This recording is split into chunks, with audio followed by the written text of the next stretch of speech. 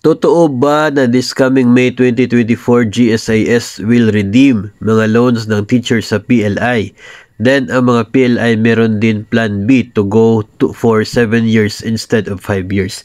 Ito po tungkol sa GSIS ay nabanggit na po yan ng presidente nila. So may valid reason na po tayo na umasa na mangyayari yan kasi President at General Manager na po yung nagsabi.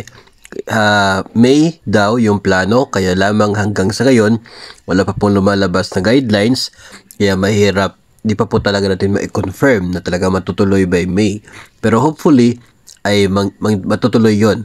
Pero yun kasi ay plano na at ginagawa na ng GSIS, so talagang malaking chance na mangyayari yan. Dito po tayo sa sinasabing plan B ng mga PLIs na 7 years term.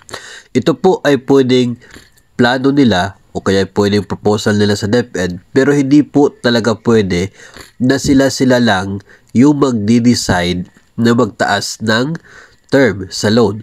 Kasi yung loan ng mga private lending institutions for DepEd personnel ay nakadepende po sa terms and conditions na ginagawa ni mismong DepEd. So sa DepEd po yung nagdidikta kung ilang taon lamang yung maximum loan term.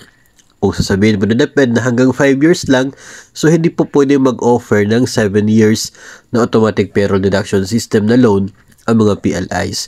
So isa pong DepEd order ang kinakailangan para payagan itong mga bangko na mag-offer ng 7 years term. Ang DepEd order na yan ay of course manggagaling po sa DepEd. Sa kasalukuyan po yung existing na agreement ng DepEd at mga PLIs ay effective until December 2025.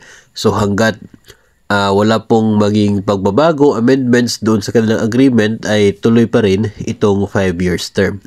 Pero tulad po nung dati, from 3 years, gumawa ng DepEd order, ginawang 5 years, ay possible pa rin po na yung DepEd ay gagawa ng bagong DepEd order para gawing 7 years. Pero ito po ay hindi hawak ng mga PLIs, kundi ito po ay desisyon ng DepEd through the DepEd order. Pero kahit ano pa man po yung mangyayari sa GSIS o kaya sa bangko, isa lamang po yung ibig sabihin yan.